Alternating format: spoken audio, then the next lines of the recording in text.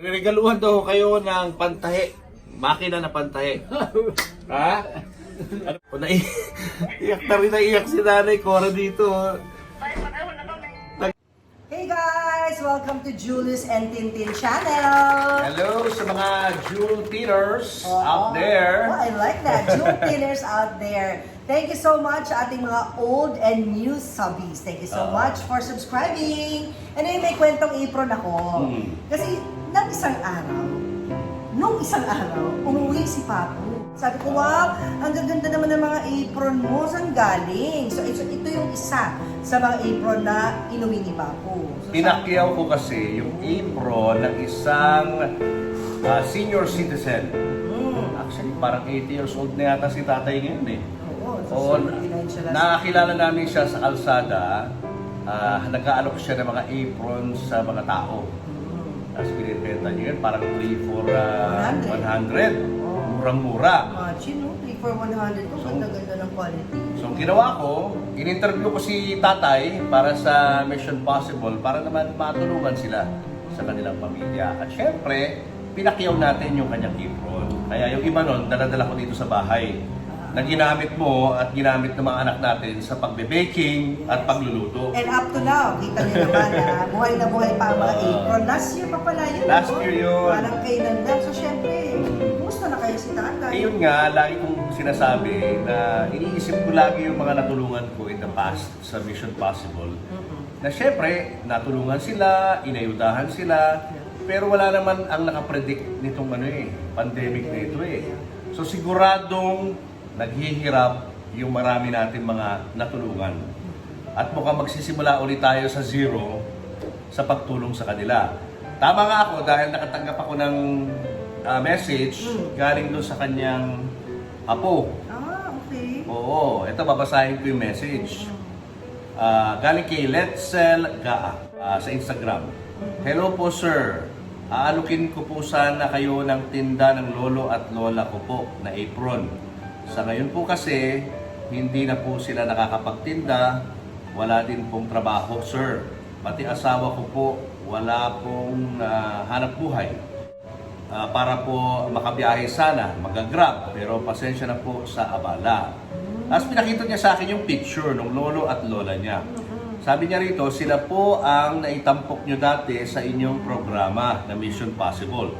So, siyempre, nagulat ako. Sabi ko, uy, naalala ko sila. Wala na po kami sa dati kung saan po na-interview sila lola. Nawala na po kasi ng trabaho sila at napaalis na kami doon. Naisip ko since meron tayong Julius and Tintin channel, samantalahin natin yung pagkakataon para makatulong tayo kay lolo at kay lola. Wow, ganun na pala ngayon. Nakakalungkot naman.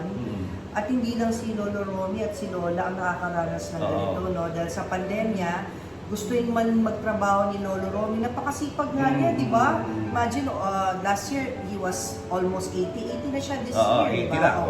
Pero tinan mo, binibuwis niya yung kanyang buhay. Nilalagay niya sa alanganin yung kanyang buhay para lang makabenta ng apron. Dahil hindi mo masabi, di ba?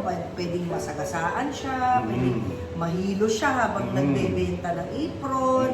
Pero, sana nga makatulong tayo sa kanya.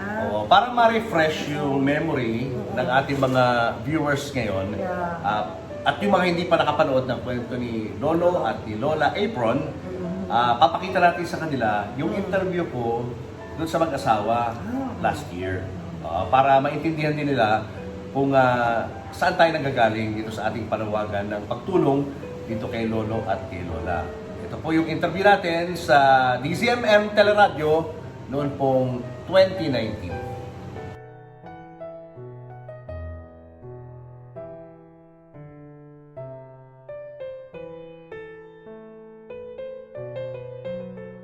Kasama ko ngayon si Tatay Romy. Isa po siyang 79 years old na vendor ng mga apron. Ito yung mga sample ng mga produkto nila. At si Nanay Cora, siya naman ang nagtatabas nitong mga apron.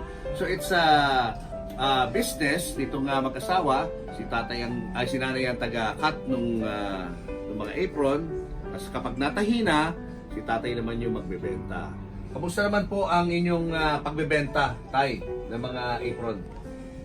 Ay, nitong mga nagdaang araw, mula nung ako'y mapanood nila sa kawan, ang daming bumibili sa daan at saka nagtatanong, ikaw ba yung nasa TV? Ikaw ba yung napanood namin? Opo, sabi ko gano'n. Sige, gunan mo ako. Mas marami yung benta. Oo, mas maraming benta. Anong hubang dahilan? Siyempre, nagtatanong din yung mga tao, bakit hanggang ngayon po, sa edad nyo yan, nagtatrabaho pa rin ho kayo? Wala ho bang tumutulong sa inyo? Wala namang kami, lahi naman kami ng mahirap walang mahinga ng tulong. Yung anak ko ninyo, wala ho kayong mga anak? Pa? Wala ho mga anak na tumutulong sa inyo? Isa po ang ina ko. Isa lang. Pero mas malaking pamilya. Oo. Mas hirap pa nga sila kaysa sa amin Oo. Ang ginawa nga namin, kinuha namin yung dalawang apo. Yung dalawang anak na, 5 anak na Kami na nag-maintain doon sa dalawang ba. Ano naman ang reaksyon ng mga tao kapag nakikita kang marami kang apron sa katawan mo? Reaction nila nakikita ko sa reaction nila, awa na lang sa akin Naaawa sa inyo. Dahil sinasabi nilang hindi naman nila kailangan yan Pero bumibili pa rin. Oo, ba't naiiyak ka tay? Ha? Ha? Nagpapan ako Marami akong nakukuha magagandang loob. Meron pa palang, marami pa palang taong gano'n. Kaya, natutuwa naman kayo na marami tumutulong sa inyo. Oo. Ano pa mga sinasabi nila sa inyo? dapat daw hindi na ako nagtitinda. Dapat daw sa bahay na lang ako. Sabi ko hindi pwede dahil diyan kami kumukuha ng pagkain araw-araw. Hindi kakayanin tayo, no? Kapag hindi ka nagtrabaho. Pa? Hindi kakayanin kapag hindi ho kayo nagtrabaho. Oo, hindi kakayanin. Walang kakainin. Yun mo naman. Kaunting puhunan tumatagal. Dahil sa ikot lang ng ikot, ikot lang ng ikot. Bawat lang ng bawat ng kinakain. Yung kinikita, binibili uli ng tela. So ngayon, meron tayong isang caller dito na tatawagan natin. Ang pangalan niya ay si Mrs. Ner. Mrs. Ner? Yeah, sino to, Julius? Yes po! Nandito po tayo sa DZMM. Kasama ko rito si Tatay Romy. Saka si Nanay Cora. Oo, narinig ko yan. Oo, meron daw po kayong gustong ibigay sa kanila. Meron, kung gusto nila yung makina ko, portable yun, Julius, ha? Apa? Oo, ano na yun, konti siya, pero wala na yung ibang stitches. Apa? Pero pinaayos ko yun, Oo. straight stitch na siya. Aha. Kung ano pinaayos ko, hindi ko na siya nagamit. You can get it anytime. Oh, wow! Anytime, ma'am, pwede namin daanan yung makina nyo. Yes, anytime. O, dito ho sila. O, regaluhan daw kayo ng pantahe. Makina na pantahe. Ha? Ano pa sasabi nyo sa kanya? Si Mrs. Ner po. Ma'am, napaka... Welcome po. Dito sila ngayon nire-record natin para sa YouTube channel ko. Hindi makapagsalita ang asawa ko sa tuwa. I'm visually impaired. I know, I heard about it po. Yes, Oo, nakakatuwa naman kayo, no, na talagang you go out of your way to help other people. Oh, I'm sorry. Medyo nahihiyak ako. Nako. Opo. Gusto ko yung talagang ang mabibigyan ng makina, yung talagang magagamit nila. Kasi hindi na ako makakita. So, hindi na ako makapagtahe. Opo, opo. But, so, actually, that's ang makina ko. Julius. Oho, oho. Thank you so much po, Mrs. Ner. Opo. Gusto ko naman tama yung mapagbibigyan. Oho. Talagang magagamit naman nila ni Aling Cora, no? O, kausapin niyo po, Aling Cora, anong gusto mo sabihin kay kay Mrs. Ner? O, naiyak na rin, naiyak si Nanay Cora dito. Ay, wala kami. Nag-iiyakan na kayo na. Pasalamat ka na lang, Nay. Hindi ko po alam kung paano ko kayo pasasalamatan Ako, Alikara, hindi yun ang sa mabuting kalooban po ninyo. Welcome ho. Talaga naman ho. Willing naman ho ako talagang ibigay yun sa tao talagang makakagamit. Hindi man kami makaganti sa inyo, ma'am. Diyos na lang po ang bahala. Ako, Magka sa inyo. Inaalagaan man Maraming salamat po, ma'am. Welcome, Alikara. Welcome. Ayusin na lang ho ang sarili niyo para ano yun, hindi mapapagod pa kayo ng pagtahi. Kayo pala ang Kaya pa po. Kaya, pa po. kaya. Kaya pa po. Kaya ba? Oo. Maraming salamat Patay, po ikaw, sa inyo, ma'am. Okay, pasalamat tayo kay Mrs. Steph. Sister, Opo. maraming salamat po. Ako, welcome, Mang Romeo. Oo. Malaki pong ginawang maibibigay yung tulong na yon. At Opo. At syempre, ito yung regalo ko ng DCMM sa inyo. Ito yung paggawad ng DCMM para sa inyong napakagandang ehemplo sa mga kababayan natin.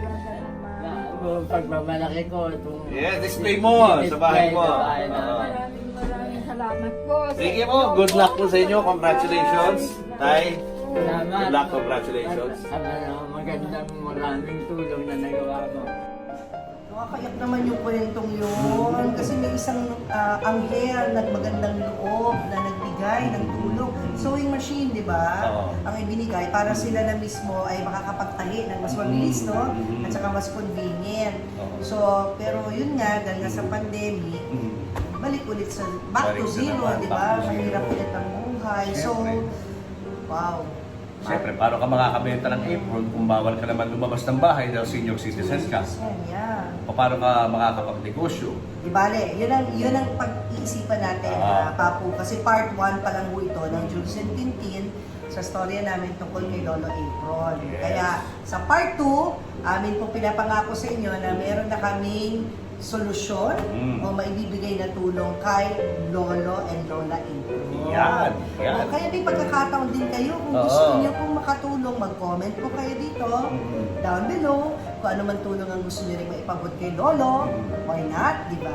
Oh, pwede namang monetary yan eh. Basta bibigay na lang natin yung account number siguro na pwede nilang pagdepositohan na kanilang tulong kay Lolo at kay Lola para naman na magamit naman natin yung kaunting biyaya na natitira pa sa atin. Kaya narito tayo para alalayan yung ating mga kababayan na nangangailangan ng tulong. So abangan niyo po yan sa susunod naming vlog dito sa Julius and Tintin channel. Tulad ng lagi kong sinasabi, Papu, never lose faith, and always hope, and don't Yun. stop loving faith, hope, and love. Yan. And guys, mag-subscribe kayo sa channel na ito para mas marami pa tayong matulungan at i-like niyo itong video and spread it. Kung kaya niyo po ikalat sa inyong mga social media accounts, ikampanya natin na dumami ang mga subscriber ng Julius and Tintin channel. So be a sharer of this vlog, and when you share this vlog, don't forget to tag us with the hashtag Julius and Tintin channel. Para naman makikita rin namin yung effort nyo, di ba, na spread a good word. Okay, so bababay na tayo. See you again soon, guys. Bye!